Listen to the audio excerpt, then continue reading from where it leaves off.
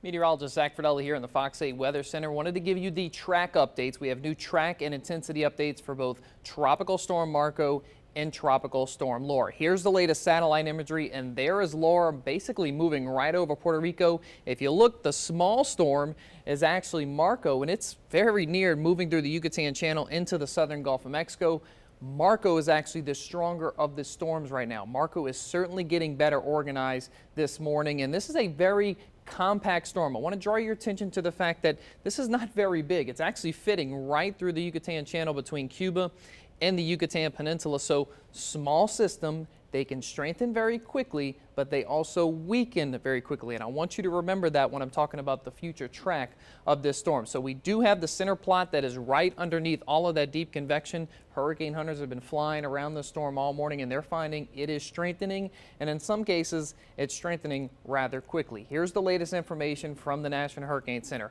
992 millibars on the pressure. This morning when we started Fox 8 Morning Edition, it was still in the thousands, so it's dropped a good 8 millibars over the past 4 or 5 hours. The winds are now up to 65 miles per hour. It is moving north-northwest at 12. It's almost been moving due north all morning long, but maybe it's starting to pick up that more north-northwesterly motion. But a big update, a big track update from the National Hurricane Center. It makes this now a Category 1 hurricane very quickly. By later this afternoon into this evening, once it moves into the southern Gulf, we could have a Category 1 hurricane.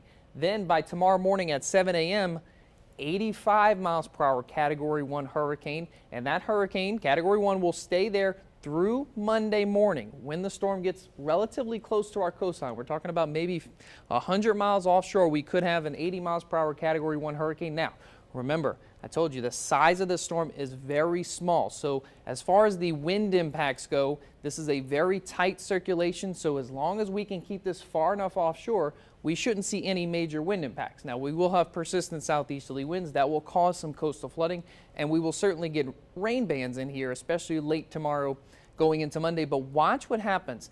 Laura starts to come into the Gulf Monday afternoon into Tuesday. This storm then starts to weaken and push towards the west. So it might straddle the coastline right offshore and move towards the Houston-Galveston area as we go into Tuesday morning, but it will be a weakening storm at that point because Laura will be coming into the picture behind it. So a lot of a very complex situation going on with two storms trying to develop over the Gulf of Mexico, and then they're still calling for landfall somewhere around Galveston, say late Tuesday night going into Wednesday morning, and then it will dissipate. Let's talk about the other storm, Tropical Storm Laura, because it plays into the Marco forecast just like Marco plays into Laura's forecast. And there's the satellite picture, a lot of deep convection. This is actually the bigger of the two storms, and this one looks very organized, but actually it's not. It's actually very disorganized this morning. Here's the latest radar imagery from Puerto Rico, and you might look and say, hey, Zach, I could see the center right there. Not exactly. That's the mid-level circulation. We want the surface circulation, and the surface plot is actually this line right here, moving right along the southern coast of Puerto Rico. So these are not together. When they're not together, this is a disorganized system, and it remains a 40 miles per hour tropical storm, still moving west at 18. You can see that right there. So that is a fast pace for a tropical system. So when the surface circulation is moving so fast westerly, that leaves all the thunderstorms behind. That's why this thing can't get organized right now. There's another reason why it can't get organized right now. We have big mountains ahead. The Dominican Republic and Haiti. This track, the latest track from the National Hurricane Center, sends the center right over the mountains. Now, I've talked about this all morning long.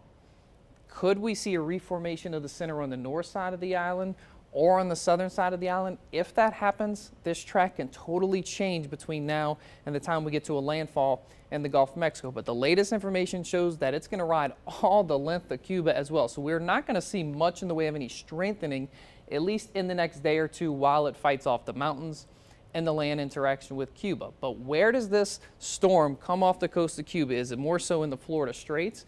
Could it be a little bit more so on the western half of Cuba?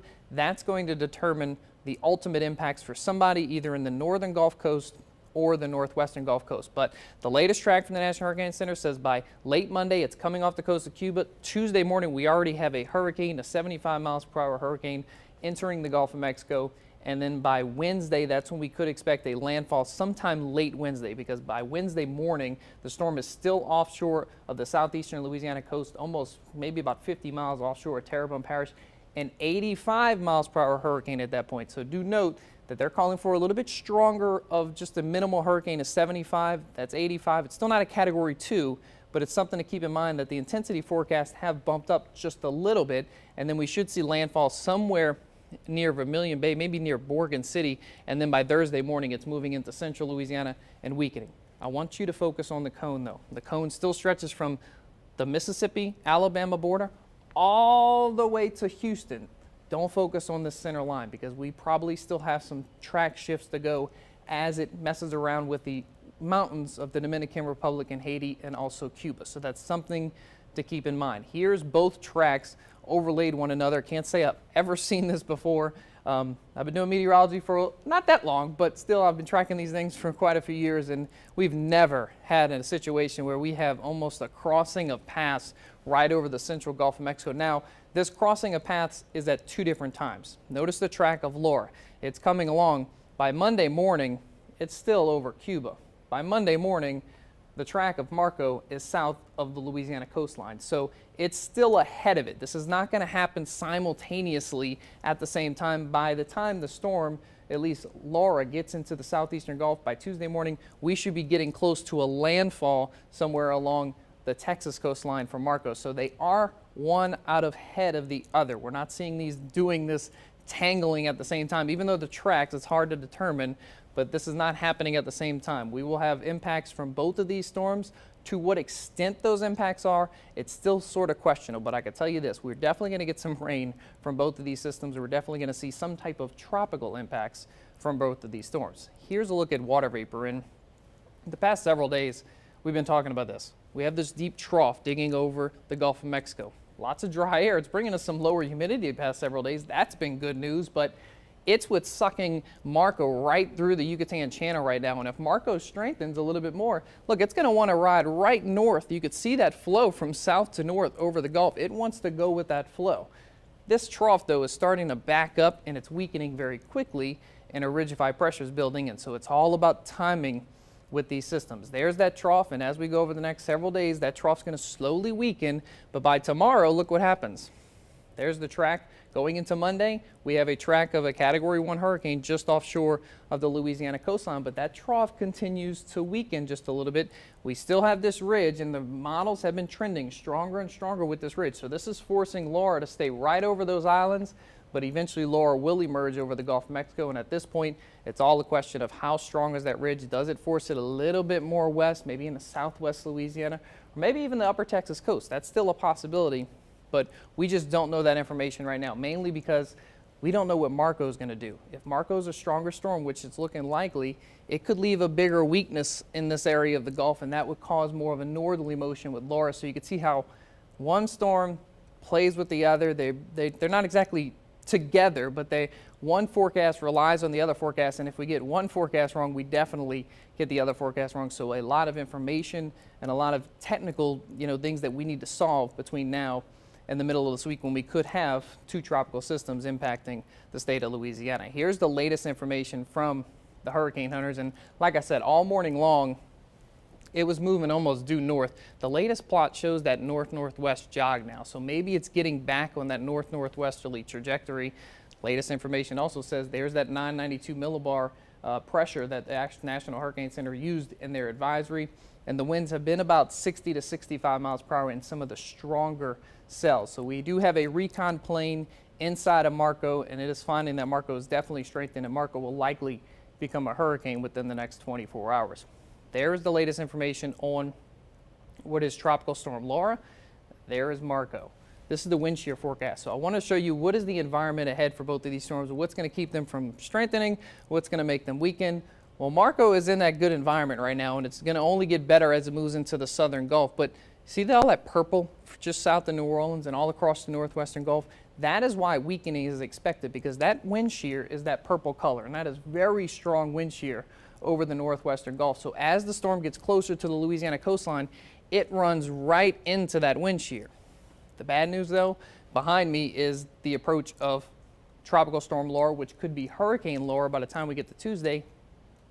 It's moving right into that good environment just as it's entering the Gulf of Mexico. So this is why we are expecting Laura to become a stronger storm, possibility of a hurricane, a strengthening hurricane at that. Right now, the maximum forecast calls for 85 miles per hour, but what you need to do is you should need always prepare for a category higher. So 85 miles per hour, technically we would say be prepared for a category 2 potential landfall along the Louisiana coastline. Now the tropical storm warnings right now for Marco include the western half of Cuba. This is actually a new update though, because Cuba was not included in any of the warnings earlier this morning, and they've dropped that hurricane watch for the eastern shoreline of the Yucatan Peninsula. Now they just have a tropical storm warning along the northern coast. We still have not seen any watches put out for the Louisiana coastline or the Texas coastline. We're probably still a little ways away from that, maybe by tomorrow, and depending on the exact final tracks for both of these systems. So what do we know now? A lot of information. I'm going to try and solve it all and kind of condense it for you. We know that 2 storms will be in the Gulf as we head into next week. Monday, Tuesday, Wednesday, that looks to be the major impact days for us. The rain impacts are going to start as early as tomorrow. Okay, so tomorrow we're going to start to get some of these rain bands, the outer edges or the outer fringes of Marco will start to move in the form of rain bands coming in for Sunday. So our weather will go downhill. Now I don't believe Sunday will be a washout by any means or any significant rainfall, but we will start to get rain. Today's the dry day this weekend. We will certainly start to get that rain as we go into the second half of the weekend. Marco looks to be mainly a coastal impact storm. Now, what does that mean? We're going to see some rising tides. No, it's not going to be considerable. We could see coastal flood advisories come out very shortly. And I'm sure that the coastline is going to see the most rain from Marco and also the strongest winds. How much of those winds penetrate inland? It doesn't look like we're going to see significant wind gusts all the way into the metro New Orleans area or the North Shore. Marco seems to be mainly a coastal event where we're probably going to get some tropical storm force wind gusts along the coast. But again, it all depends on the final track too. If that changes, this can certainly change. And yes, Laura could very well be a hurricane impact for Louisiana, whether that be a Category 1 or a Category 2 storm. You should be preparing today and tomorrow for the possibility of a Laura hurricane impact here in southeast Louisiana and south central Louisiana. Now, one thing that you have to remember is we have one storm coming ahead of the other one. So if we start getting rain Sunday and going into Monday, those Marco impacts get a little bit greater. We get some more rainfall. We're not going to have a few days to prepare for Laura. It's going to be a continuous heavy rain event from almost Monday all the way through the possibility of a landfall from a hurricane, a Laura, on Wednesday into Thursday. So you know the weekend forecast. I wanted to show you something at least local and show you how this weekend plays out, because this is important. If you have to get your preparations in order, if you have to go to the coastline and get your boat, those types of things, today is the day to do it. We're going to have lots of sunshine, maybe a stray storm. It's going to be a hot day, but overall we're dealing with sun and not so much any weather. The weather will go downhill as we go into your day into Sunday. So are we going to go to that or no? Are we going to? No? Okay, so that's all the information I have for you at this 10:13 hour. That is the update from the National Hurricane Center. We have the new update. We'll have another position update at 1 p.m., but the next track and intensity forecast doesn't come out until 4 p.m. Of course, we'll give you all that information online, on air, and through that Fox 8 weather app and also the Fox 8 News app. Make sure you download those. But for now, I'm going to send you back to your regularly scheduled programming.